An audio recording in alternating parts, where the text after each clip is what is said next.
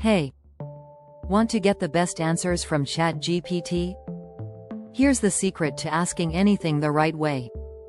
Step 1. Be specific. Instead of just asking, "Tell me about the weather," try, "What's the weather forecast for New York City this weekend?"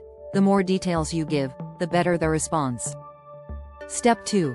Provide context. If you need advice or ideas, add context.